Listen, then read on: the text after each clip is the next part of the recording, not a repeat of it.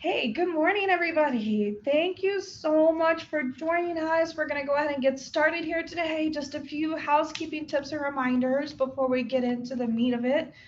If you have any questions at any time, feel free to type them in the chat or the Q&A window.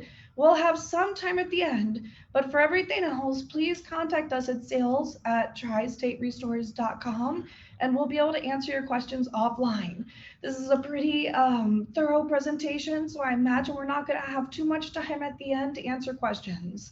So just in case, keep that in mind. We are recording, and a link to view the video and a PDF copy of the presentation will be shared with everybody tomorrow morning. Your Starbucks gift cards are going to be in your inboxes at some point tomorrow. So if for any reason after tomorrow you don't receive these, just reach out to me and we'll investigate, okay? After the coffee break, please complete the post-event survey. This really helps us because we want to know what topics you'd like us to cover in our next VCB. The asbestos and lead topic is because you guys voted for it. You want some extra money, because we all do, post a verified review of Tri-State on Facebook, Google, or Angie's List. Make sure that your review is about the event and not our services unless you are one of our customers. We'll send you an Amazon e-gift card once it's verified. Stay to the end. 2 lucky winners are going to win a $50 gift card. So who we are, most of you guys know who we are at this point, but for those of you who are new, we're a family-owned, locally operated and established firm. Tri-State is a Washington, D.C. metropolitan-based, family-owned, locally operated, commercial and residential disaster recovery specialist. Our company's mission is turning disaster into peace of mind because we're committed to ease the burden of handling your property's disaster and providing you with the best customer service and remediation services possible. Here is a listing of our services. You can learn more by visiting tristaterestores.com. And we're licensed, insured, and reliable. Like I mentioned, here's just a few of the organizations that we are part of and some of the certifications that we hold. And we're going to go ahead and get into it. Our presenter today is none other than Mark Wilson. He's our president and CEO. Good morning, everybody. Thank you for joining us. I see the group continues to grow and grow every month. We had reached over the 250 registrants point for the first time. So, I mean, when we first started, we were at 20, 30, 40, and a little over a year. We definitely have a lot of interest. I'm excited about this topic. It's a topic that you guys chose, but it's also probably one of the more important topics we need to discuss. It's an underserved topic, frankly. In our industry, this is something where I want you at the end of this to be able to know the right questions to ask. Hopefully you're calling us, but if you're not, you have the information at hand to make sure that you're in the best safety place you can be as far as having people come in your house or business and know that not only can they clean up the damages, but they're going to do it the correct way and the safest way based on the material and age of your home. This is a lengthy presentation. I'm going to try to go through it as quick as possible. We do have a couple good videos to show you.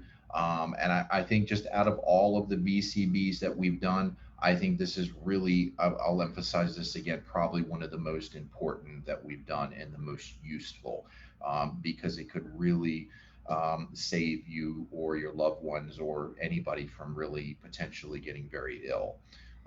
So let's get right into it. Lead is a metal that occurs naturally in the Earth's crust. And Adrian is, there we go. All right, so history, we're going to start with lead paint and then we're going to go into asbestos. So lead was a popular ingredient in house paint for years before scientists discovered that this element, if eaten or inhaled as dust in the air, could cause a wide range of health problems, from anemia to seizures to death, particularly in children. Painters love lead paint. Why? Because it tends to be glossier, more lustrous, and it holds a color better. In 1978, the federal government banned the sale of lead-based paint, giving many people the impression that homes built after that time are free and clear. And this is very important because not always the case. The painters bought up as much of the stuff as they could. So even after 1978, they could have had that paint on hand for many years after. So knowing the signs, while it is very difficult to tell just by looking at it, lead paint does have some telltale signs. Lead-based paint is most dangerous when it is deteriorating, peeling, chipping, chalking, cracking, etc. When the paint deteriorates, it creates a pattern that looks like scales called alligatoring. And this is actually a term that OSHA has. While most property owners won't leave their walls peeling and cracking, you can still check for signs where painters might have overlooked a spot. Check inside closets, along baseboards, and window sashes. Nearly 90% of homes in Washington, D.C. were built before 1978. That is a huge number. So, 9 out of 10 homes. A 2011 study found that Maryland properties built between 1950 and 1960 have an 80% likelihood of containing lead based paint. So, we really live in an area where this is a concern. Most common source of lead poisoning is ingestion. That's what we really, really have to emphasize here. Some of these pictures and graphics are going to be dramatic, and they're meant to be because it can really hurt you. Lead may enter the body through the mouth, the lungs, or the skin. In industrial environments, inhalation of lead fumes may play a larger role. Absorption through the skin is rare. So the health effects, signs and symptoms of lead poisoning in children include developmental delay, learning difficulties, irritability, sluggishness and fatigue, loss of appetite, weight loss and constipation, abdominal pain and vomiting, hearing loss and seizures. Although children are primarily at risk, lead poisoning is also dangerous for adults. Symptoms can include high blood pressure, joint and muscle pain, difficulties with memory or concentration, headache and abdominal pain, mood disorders, miscarriages, stillbirth, or premature birth in pregnant women.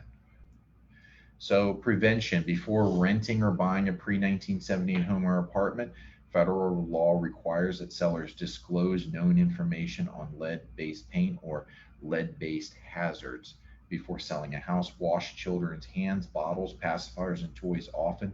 Check toy manufacturing to be sure it wasn't produced with lead.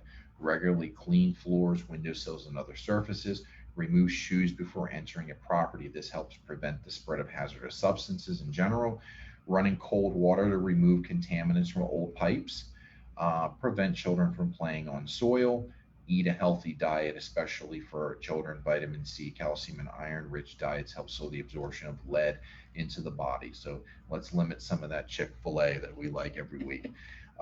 Keep your home well maintained. Always keep painted surfaces in good condition to minimize deterioration. EPA renovation, repair, and painting. RRP rule defined. EPA's RRP rule requires that firms performing renovation, repair, and painting projects to disturb lead-based paint in properties built before 1978. One, be certified by EPA. Two, use certified renovators who are trained by EPA approved training providers. And three, follow lead safe work practices.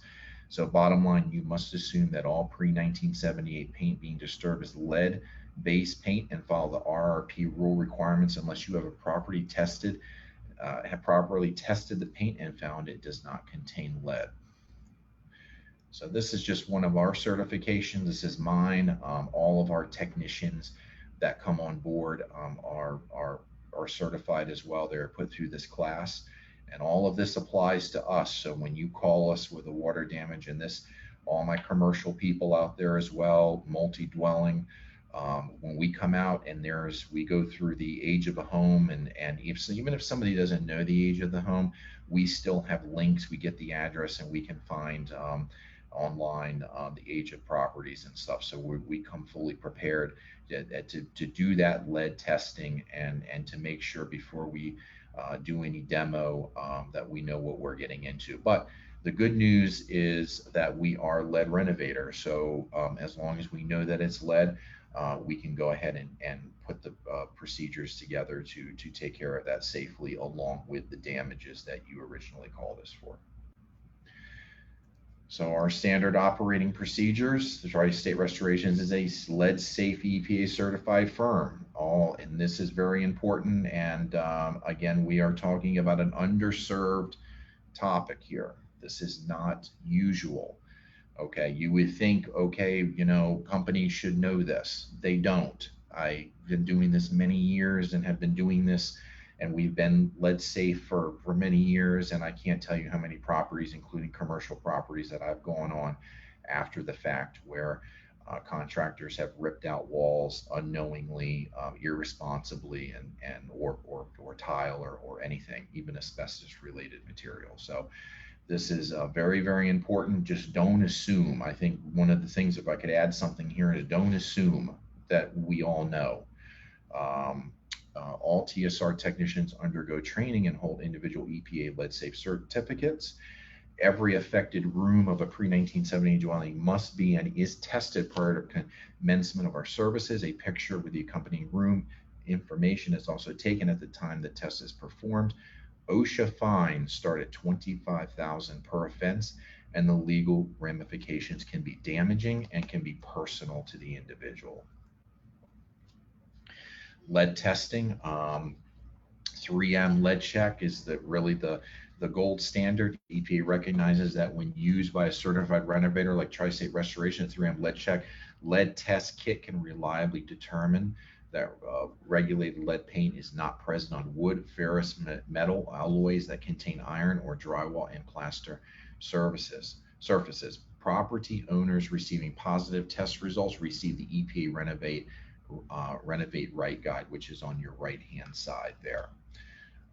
And then also in multi-dwelling, neighboring units and everybody would also get a copy of that, because you are also having to put up as you see the caution sign on there and the Renovate Right. It's a pretty serious deal. All right, so this is 3M is leading the way in helping to prevent lead poisoning, and these are some of the hot spots to detect lead on many surfaces instantly. And you could go back and look at some of these slides as we go, but as time is of the essence here, we're going to keep going, and go ahead and watch this video. This test method is for testing painted drywall and plaster surfaces for the presence of lead. This method is described in detail in the instructions that are in your kit. For this test, you will need one or more 3M lead check swabs. 3M lead check swabs can detect lead at the level of 600 parts per million. Note, you will need a separate 3M lead check swab for each area to be directly tested. You will also need a sharp utility knife. You should also have some alcohol wipes on hand to clean the blade of the knife before and after testing each area. This is done to prevent cross-contamination. It is important that each test be conducted in exactly the same manner. Do not squeeze the 3M lead check swab until the area to be tested has been prepared. Once the chemicals inside have been mixed and activated, they remain effective for approximately 90 seconds. Before testing the painted surface, you must expose all layers of paint down to the substrate. Using the clean utility knife, make a nickel-sized half-circle incision at a shallow angle of approximately 5 degrees. You must cut down to the gypsum core, or to the bare plaster, to ensure you have exposed all the layers of paint on the wall. Once you have cut through all of the paint layers, use the blade of the knife to fold down the semicircular flap so that it forms a pocket. Now you may prepare to activate the 3M lead check swab. Note that there are 2 separate glass ampules inside each 3M lead check swab, and that both must be crushed to activate the reagent liquid. Do not crush these ampules unless the cardboard cover is in place, completely covering both of the glass ampules. Now, activate the 3M lead check swab by firmly squeezing each end at the points marked A and B on the cardboard cover until you can feel and hear the ampules inside being crushed. Shake the tube vigorously for a few moments to be sure that the chemicals inside have mixed. The 3M lead check swab is now activated and ready for use. Squeeze the tube until you see a bit of the reagent liquid soaking down through the fibers of the swab and appearing at the end of the swab tip. Holding the swab above the cut, allow the 3M lead check reagent to flow into the pocket, making sure that the liquid contacts all layers of paint both in the cut itself and the peeled back flap. Carefully rub the swab around the periphery of the peeled back flap, taking care not to contact the drywall or plaster. Only rub the swab on all layers of paint found on the flap. Do not rub the swab in the pocket. If lead is present, a pink or red color will develop along the edges of the cut, flap, or swab tip, usually within 30 seconds. Red means lead. If the edges of the cut area and the edges of the flap remain unchanged after 30 seconds, lead has not been detected. If no pink or red color develops, immediately confirm the negative result by squeezing a drop of a 3M lead check reagent liquid onto one of the test confirmation cards. The circle should instantly turn red. Don't forget, red means lead.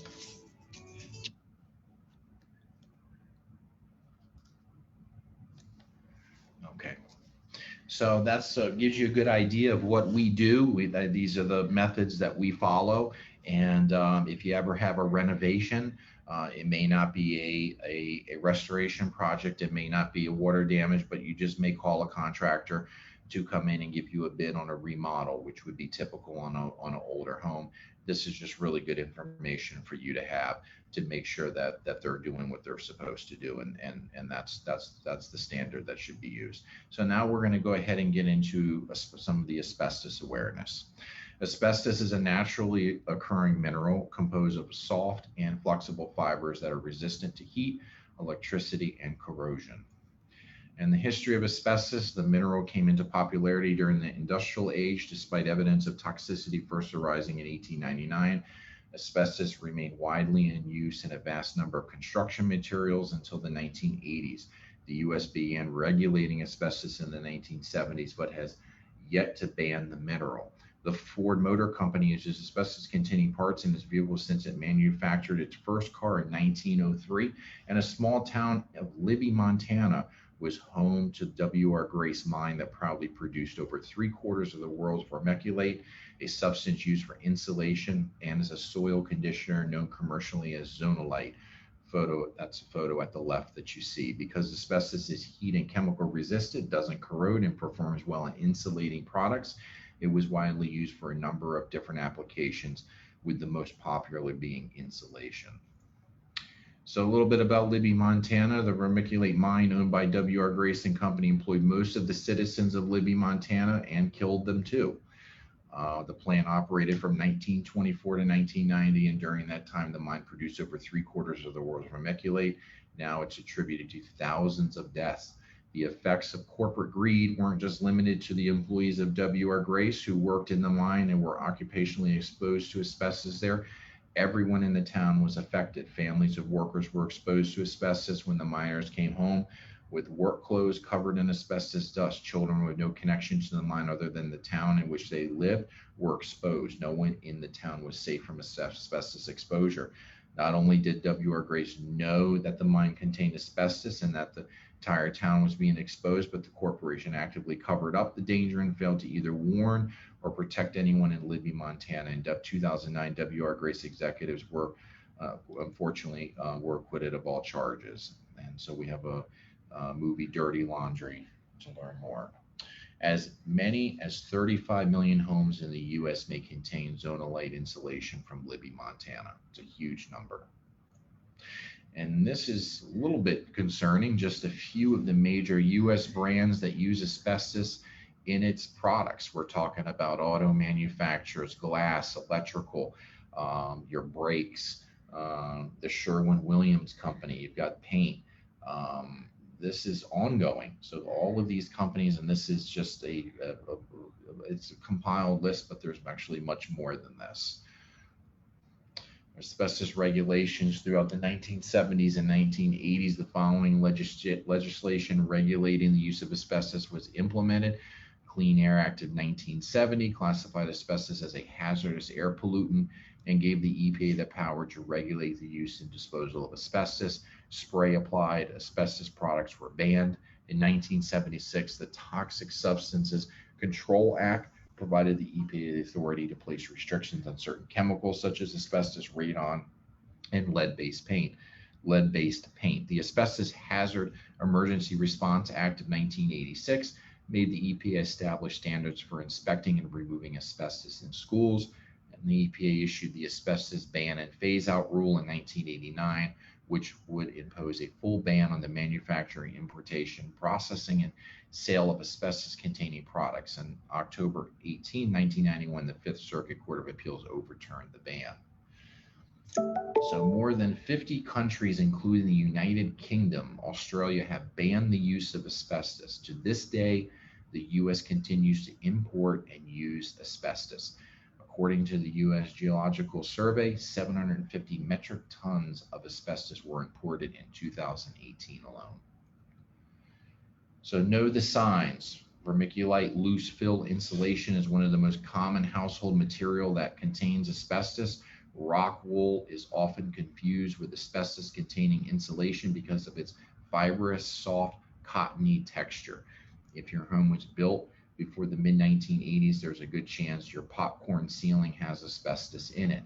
Many homes built before 1980 contain asbestos in old floors, tiles, ceiling tiles, roof shingles, and flashing, siding, insulation around boilers, ducts, pipe, sheeting, fireplaces, pipe, cement, and joint compound used on seams between pieces of sheetrock. Some newer houses may also contain asbestos. And we had an issue, just as a side note, we got some sampling results back, and somebody had the vinyl tile from 2000. Okay, so that's not 1980, not 1978, that's 2000, it's 20 years later, and have boxes of this tile. It was sent out, and the sampling came back as asbestos. Although very rare, the material, even later on, can have asbestos in the mastic, in the glue, and it's not just the tile, but then with the glue that you use, that could also have asbestos in it as well. So knowing where to look, these are some of the areas. A quick chart, just like the lead, of hot spot areas. Most common sources of lead poisoning is asbestos. Of asbestos poisoning, workplace exposure. Top 5 at risk: construction workers, firefighters, industrial worker, power plant worker, shipyard worker. Health effects. Note, unlike lead, it often takes many years for asbestos exposure symptoms to arise.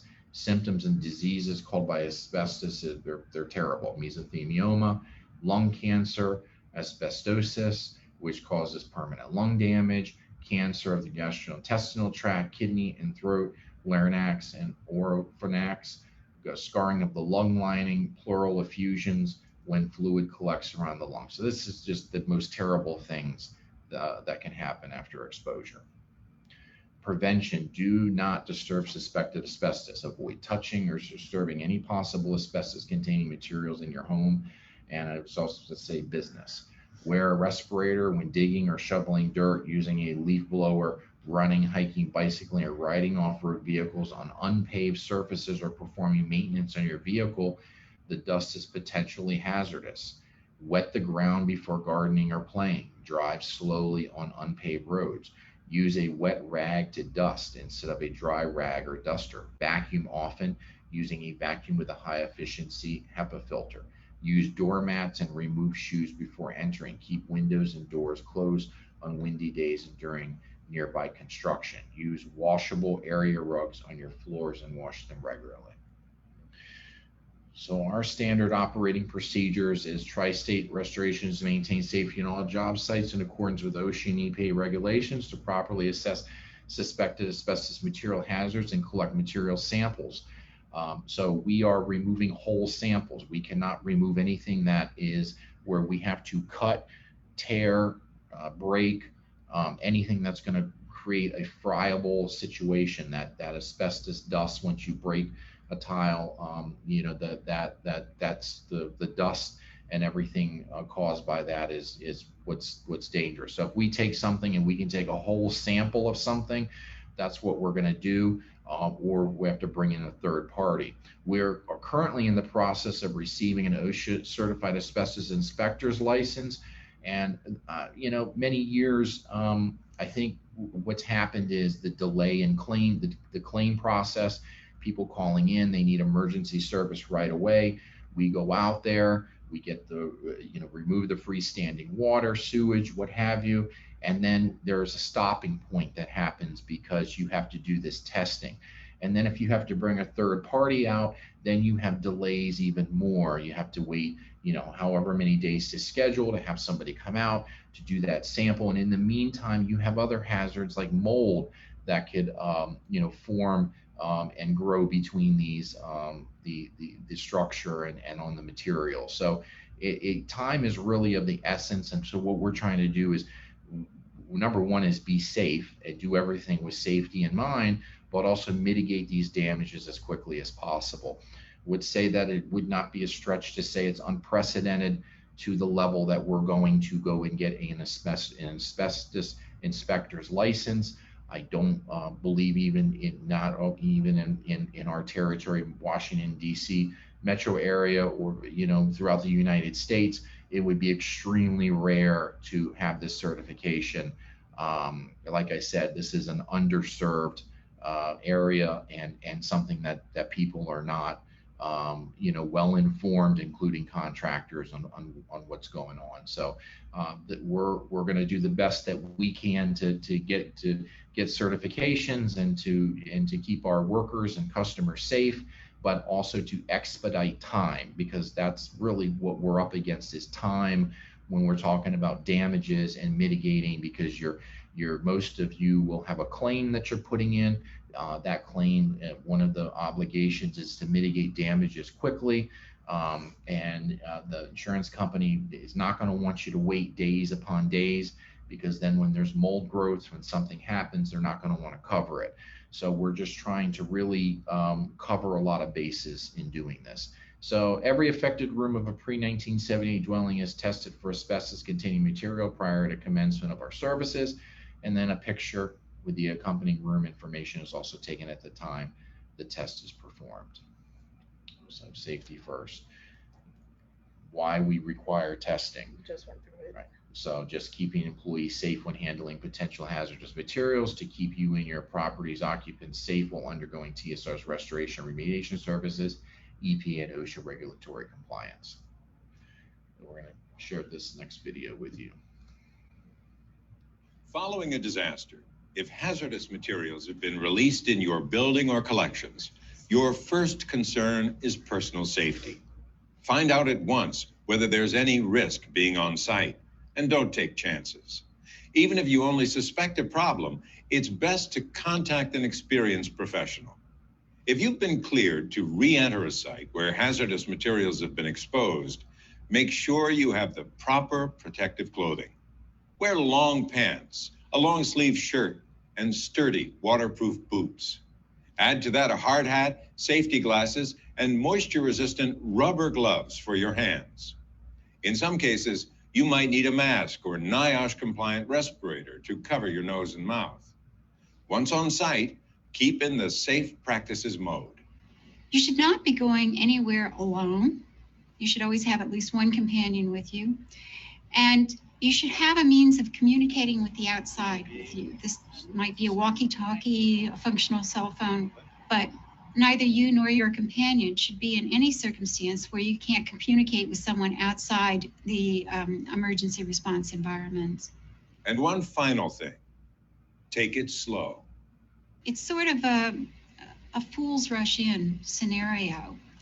It's always better to be safe and to respect human safety than to go dashing in and suddenly create an even worse incident.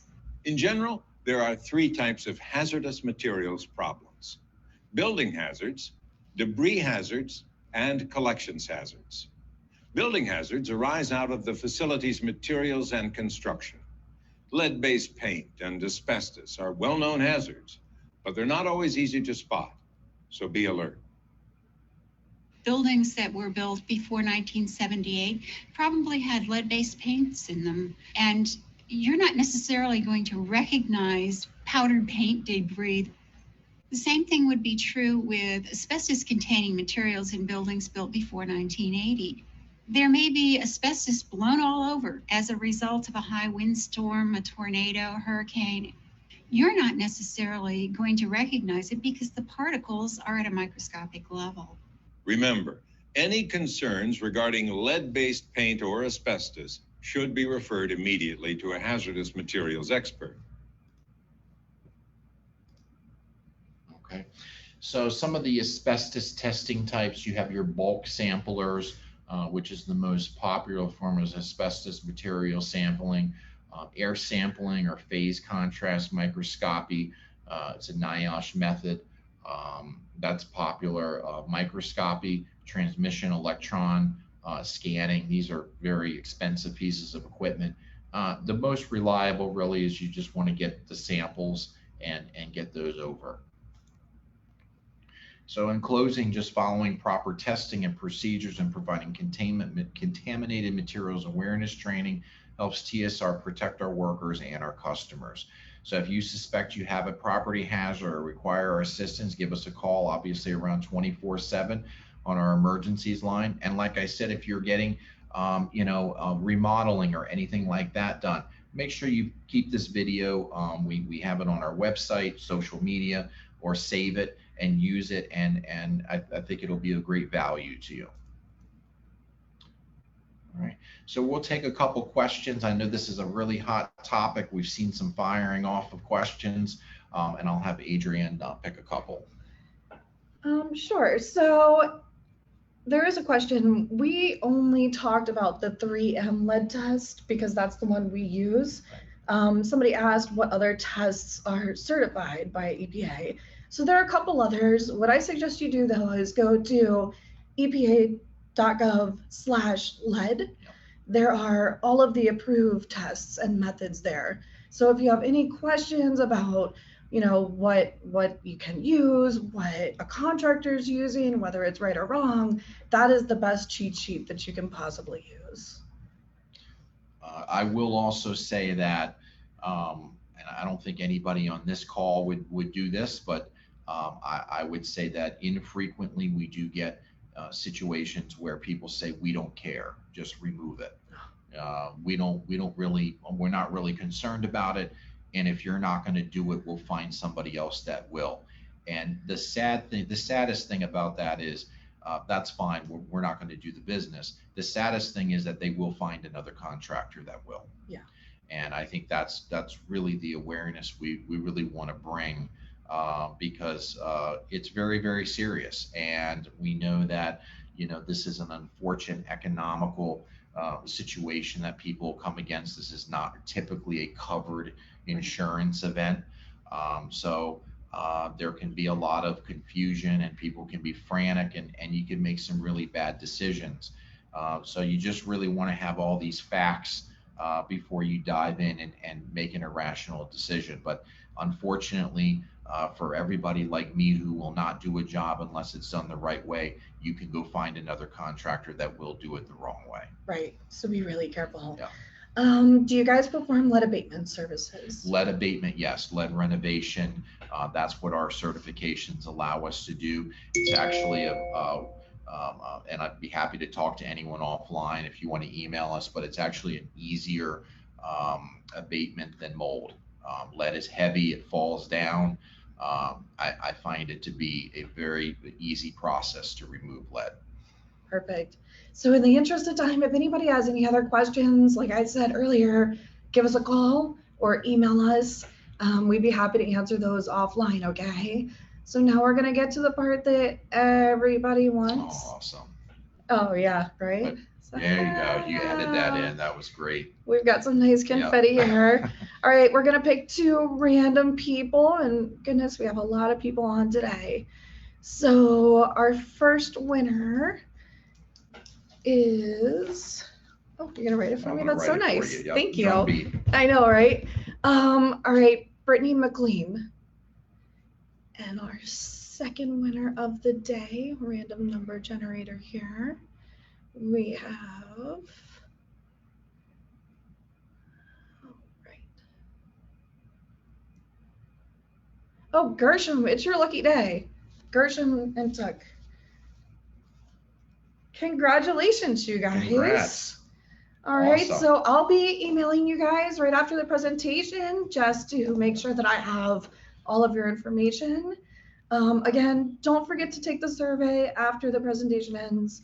We really want to know what you want to hear from us next I time. like the challenging topics. Yes. You know, this was definitely more of a challenge. We really had to, putting these together, me and Adrian put them together, and they take some time, and this was one we really wanted to get it right, and it was challenging, and we enjoy that. So think of some other topics, and, Yep. and we'll definitely compile all the votes, and we love doing this. So I look forward to doing our next topic. We'll announce that soon. But thanks for being on. And, one last thing before we yeah. go. So next presentation is going to be August 25th, but we have a really exciting announcement that we're going to kind of soft sell to you guys right now.